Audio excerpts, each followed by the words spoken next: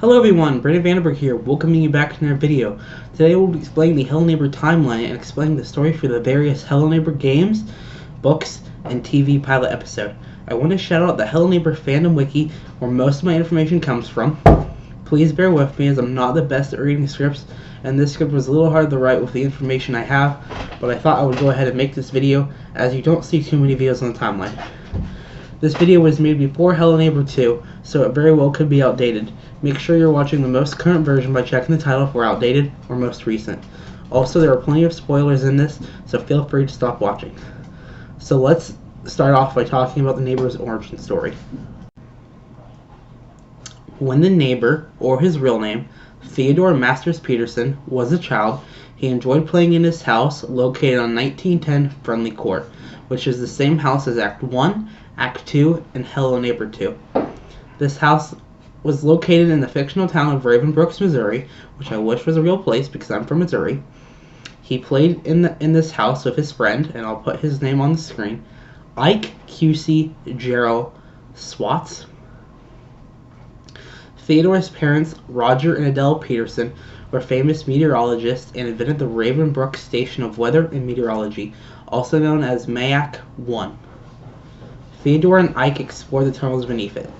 Later, Aaron and Maya, the kids of Theodore and the grandkids of Roger and Adele, theorized that their grandparents were ornithologists, who are people who study birds. But the siblings found out that their grandparents were meteorologists and had graduated from the Bonecamp University of the Commonwealth of Massachusetts. Roger and Adele's work was funded by the Tavishes, a rich family who sold golden apples, but then they later stopped funding them. The golden apple factory burns down, and Aaron and Maya suspect it was their grandparents who caused it to burn down. The town became suspicious of Theodore's parents, and the parents became unhinged. Sometime in the late 60s or 70s, the parents mysteriously disappeared and most likely die. In 1984, Theodore works on his first amusement park called Bosco Bay, which is in Raven Brooks, where the brother of a girl named Jen goes missing, and the last place he was seen at was the amusement park. The park appears to have trash and attractions. Jen and Ellie, who Ellie is the cousin of Jen, explore the park where they find out the brother tested the ride, and that ride caused the death of the brother. Sometime after this, Theodore moves to Germany and opens another theme park. He also meets and marries his wife, Diane, and they have their children, Aaron Victor Peterson, born in 1983, and Maya Peterson, born in 1985. In 1991, an accident happens with a flume ride, resulting in the death of 4 teenagers. The Petersons escape by moving to Raven Brooks, Missouri, and live in Theodore's childhood home. Theodore jokes with Aaron about how he should take his old room back, suggesting that the attic was his as a kid. Theodore set up his office in the basement. This would be a good time to talk about Diane. Diane was a nice woman who was a kindergarten teacher at the Raven Brooks Elementary School. She sometimes questioned Theodore's actions, but still loved him. She was a former dancer, so she taught her daughter Maya to dance. She kept a phone book on the kitchen window where she smoked. She had an exercise book and would watch volleyball on TV. As far as the children, Aaron is somewhat of an eccentric child and enjoys tinkering with things and causing havoc in the neighborhood. His drawing skills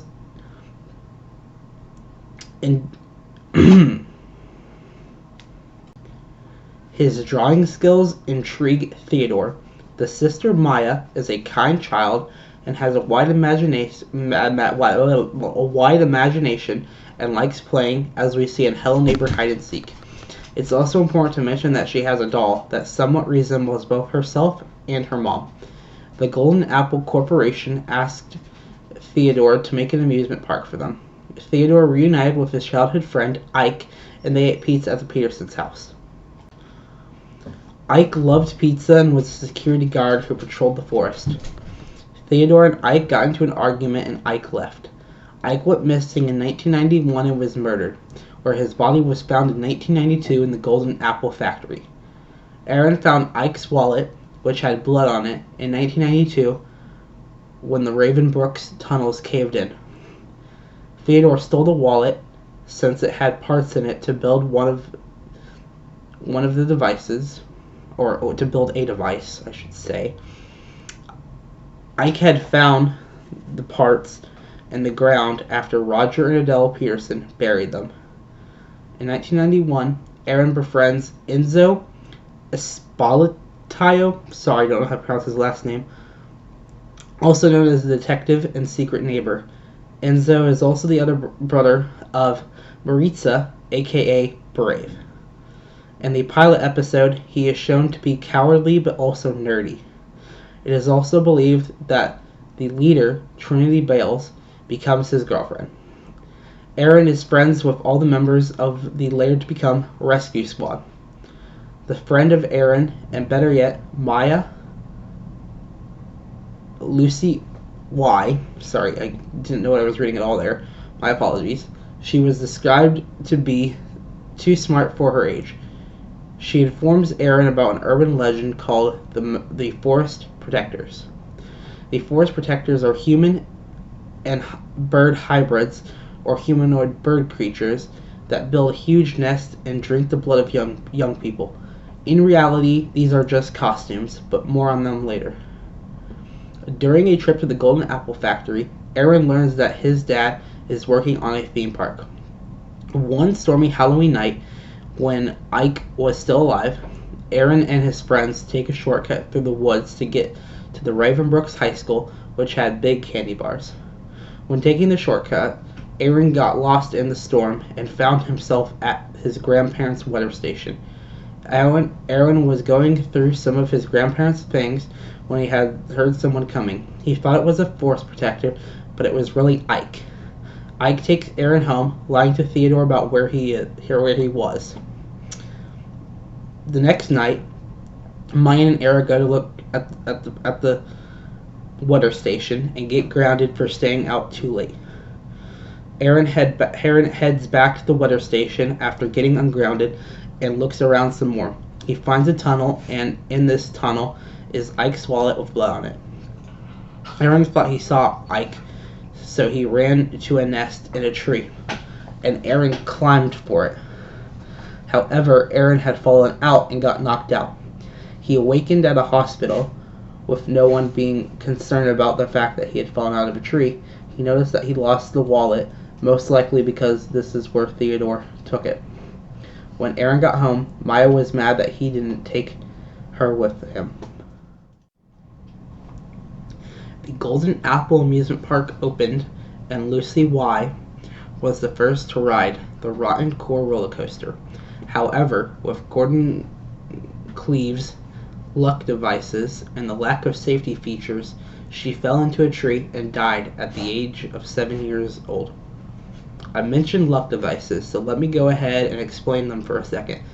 Theodore had taken Ike's wallet because it had a part in it that Ike had found from Theodore's parents.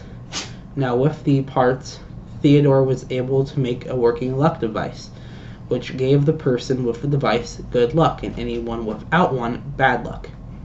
It was stolen by the Forest Protectors before Theodore was able to give it to the Puzzle Master. The Puzzle Master, or Norman Darby, is an investigative journalist in 1965 who worked at the Ravenbrooks Banner, and Gordon was his boss, who he was afraid of.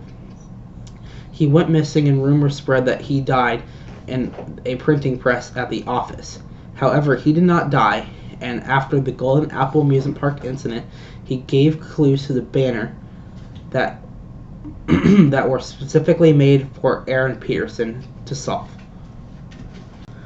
Norman wanted to keep the Petersons safe and had gained the knowledge of secrets that Theodore's parents had.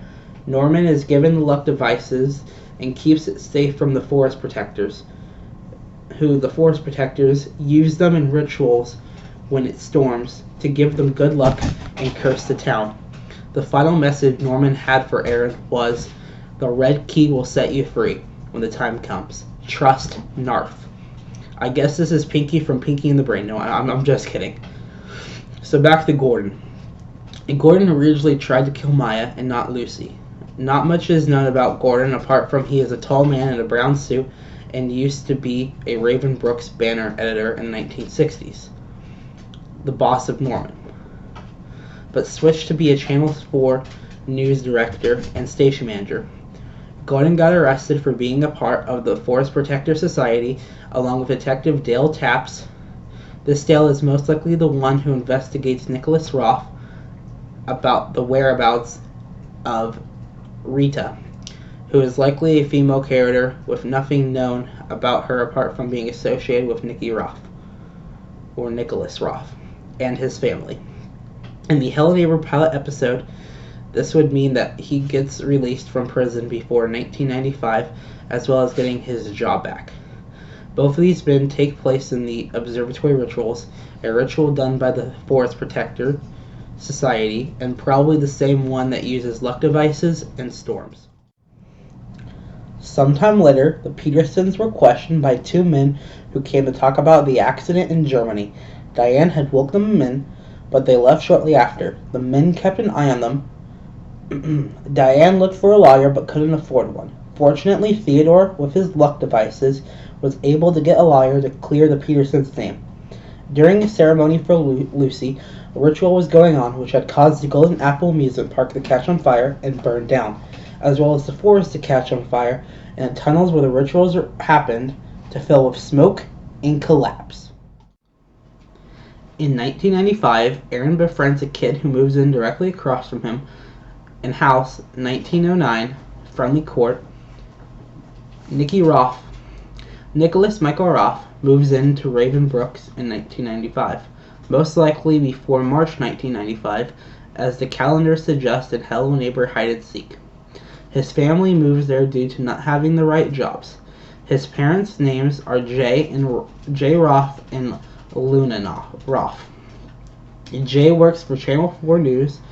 He gives Nicky the nickname Narf, and he has a friend, Migu Espatula, and the same name, and that person who works for the Raven Brooks Banner. These two were friends and roommates in college. Miju is the father of Enzo and Maritza, aka Detective and Brave from Secret Neighbor. Luna knows a lot about the science and works at Raven Brooks University. Nicky shares many similarities to Aaron, like the same age, and they both like tinkering with things. Nicky enjoys picking locks and has a serious fear of the dark, having dreams about the dark. He is also claustrophobic. That night, Nicky noticed he was being watched, and the next day, the person left a note complimenting his lock-picking skills. This would be Aaron complimenting him. That day, Aaron and Nicky hang out, and Nicky meets the Petersons. Nicky finds Theodore to be a bit creepy. Aaron shows Nicky around the Golden Apple Factory, and then they come across the Golden Apple Amusement Park. Nicky found a newspaper article about the events of the closing of the theme park at the university. Nicky becomes Aaron's best friend, and Nicky even has a sleepover at the Petersons. Nicky looks for a glass of water and gets spooked back to Aaron's room by Theodore. The events of Hello Neighbor Hide and Seek take place that year, most likely on March 20th as suggested by the calendar in Stage 1. On March 30th, the parents of Aaron and Maya leave to go to the store. However, there is a car crash with a pizza truck, as seen in the first Hello Neighbor game, that injures Diane, later leaving her to die in a hospital, as also seen in the game. The kids cannot get a hold of their parents, and Theodore doesn't return until April 1st, where he tells the kids about the death of their mother. Aaron becomes more aggressive, unable to cope with the loss of his mother. He starts stealing from his sister, Maya, who is trying to comfort him, and becomes violent towards her. The neighbor falls into a deep depression at this time. One day, Maya and Nicky just happen to be at the park, and Maya tells Nicky about how Theodore is getting worse. Aaron is still having anger issues, as on May 3rd, He accidentally pushes Maya off of the roof when they were playing on it. This ends up killing her. Theodore buries Maya in the backyard, as well as some of her things, such as the dollhouse key, most likely to help him heal. At Diane's funeral, Theodore has a breakdown in the house and locks Aaron in his basement to prevent any more deaths. Ugh, not pronunciations today. Before Aaron is locked up, Nikki notices Maya's absence, and Aaron tells Nikki not to see him again. Theodore becomes completely unstable and tells the town that Aaron and Maya are with their Aunt Lisa in Minnesota. Nikki doesn't believe Theodore about the whereabouts of Aaron and Maya, and he starts to have a bad feeling that bad things are going to happen, and convinces his friends, Enzo, Trinity, and Maritza, to help him find Aaron and Maya. One day, when Trinity and Enzo weren't available, Nikki uses the help of Maritza to steal the phone book, where Nikki almost gets caught breaking in. He hides in a closet and thinks of Maritza bribing the mailman to ring the doorbell. Or I said that she thinks of that. Well, that's what happens. That's when Maritza rings the doorbell. The mailman does. So, anyways, Theodore gets distracted by the doorbell, leaving Nikki uncaught. Nikki calls Lisa to confirm the location of Aaron and Maya, but Lisa hangs up at the mention of Theodore sending the kids to her. Nikki and Maritza also find out that Theodore goes to the Golden Apple Amusement Park to collect parts. Theodore steals the phone book back by breaking into Nikki's bedroom. On Nikki's 13th birthday, he and his friends go to a theme park called Spreeland and ride on Scream School, a ride that was designed by Theodore. The ride opens. The ride operator tells Nikki that he had left a drawing behind and returns it to him. The drawing was really a missing person sign for Aaron and Maya. Maritza notices the poster and wrongly accuses Nikki of tearing it down, which he didn't do. A break-in involving a mannequin happens at the natural grocer, and Nikki gets blamed for it, and he is confused as to why. Later, Nikki chases a ball and notices Theodore locking up Aaron, but Nikki runs home before Theodore gets him. The ball supposedly was thrown by Aaron, as the pilot episode suggests. Nikki finds a duffel bag buried in Theodore's backyard, which he finds pieces of cassette tapes in. He repairs the cassette tapes and takes them to the factory. After watching 2 of the tapes, which involve a conflict between Aaron, Maya, and Theodore, he heads home and finds his parents, 2 cops, and his friends in his room, as we see in the pilot episode. On this floor is a bunch of torn down missing posters, which are not his. The next night, he heads back to the factory and watches the last 2 tapes. The final tape shows Maya on the roof getting away from Aaron, who is trying to play with her. She falls off the roof and dies, and Aaron calls himself a monster. Nikki walks home from the Golden Apple Factory and is chasing a rival down the street, probably the same one as before. This is where the events of Act 1 in the original Hellhammer game happen. The only difference is that it's raining and it's late at night. Nikki grabs a ball and throws it at Aaron's window, probably in hopes to get his attention. A tree that went to Aaron's room got cut down after Nikki had a previous attempt in breaking in.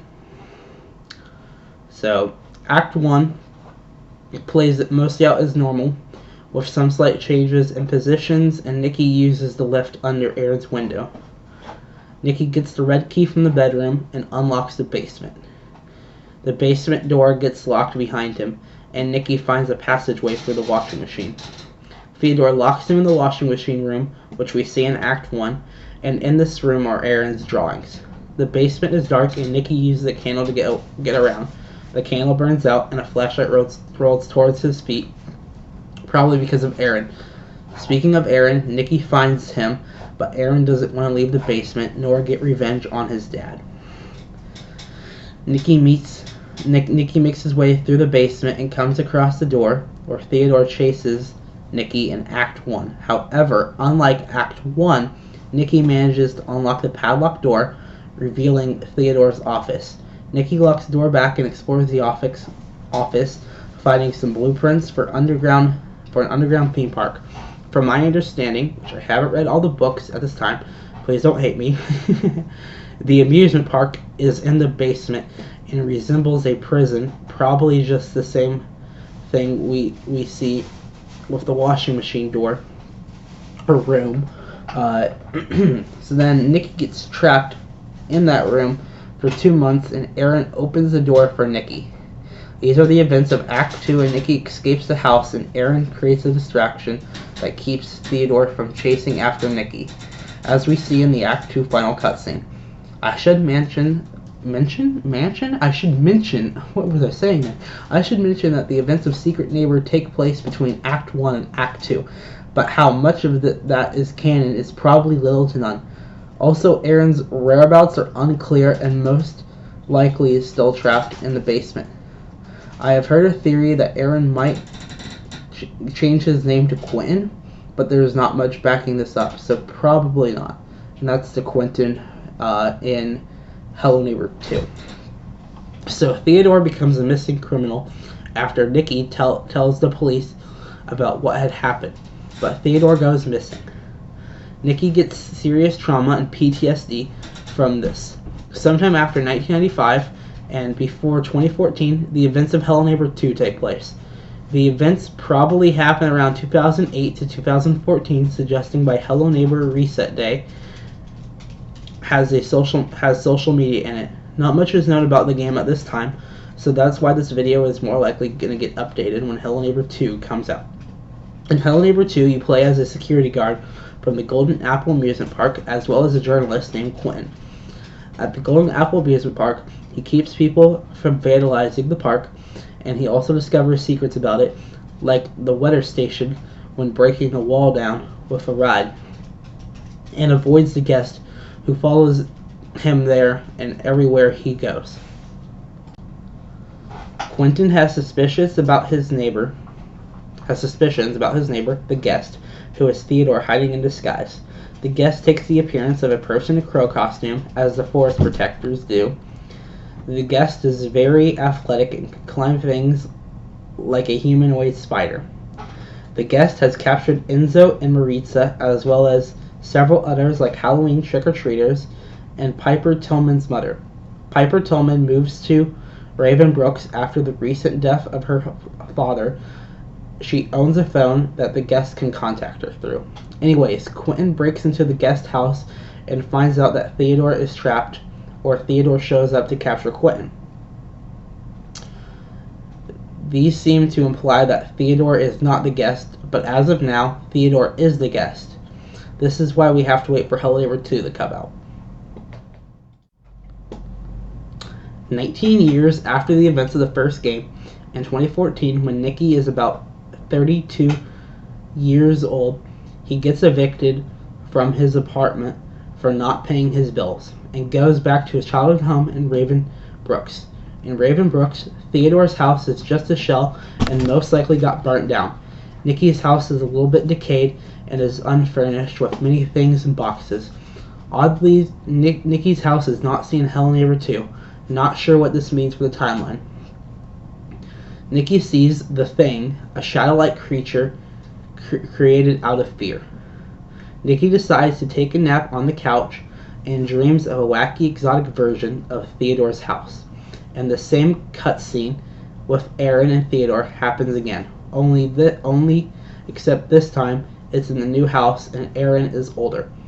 Nicky breaks into Theodore's house trying to discover his secrets once again, except this time he is becoming mentally stronger in the process. In Act 3, there are different fear rooms such as Fear Market, Fear School, and Fear Closet. Fear Market is a grocery store run by mannequins. This most likely resembles the incident in the store when he was younger, being wrongly accused of breaking in involving mannequins. Fear School resembles the ride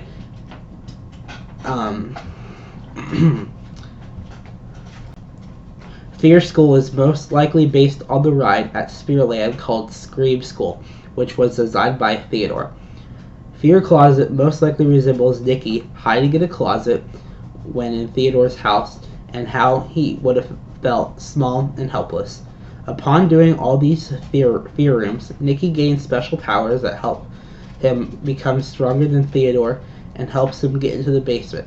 In the basement, Nicky visits Fear Hall, which has all of Theodore's fears in it, and that the thing is affecting Theodore. Nicky fights a giant Theodore and then saves his younger self from the thing, each time becoming bigger and bigger and stronger. When Nicky defeats the thing, he ends up in a white room with a house that has both the thing and Theodore locked in it in two separate rooms. Theodore becomes depressed, and the thing tries to get in with Theodore. There is a door with an exit sign above it. This is where Nicky wakes up from his nap, feeling refreshed, and is most likely healed from all the fears that he had from the PTSD and whatnot. And the thing isn't seen again. He exits the house to unpack moving boxes from his car into his house, and as he's exiting the house, he sees a person on a bike. That person rings their bike bell, and Nicky replies with, "Hey." It is unknown who this person is, since you only hear the bike passing by the bell and Nicky saying, "Hey." This really could be anyone.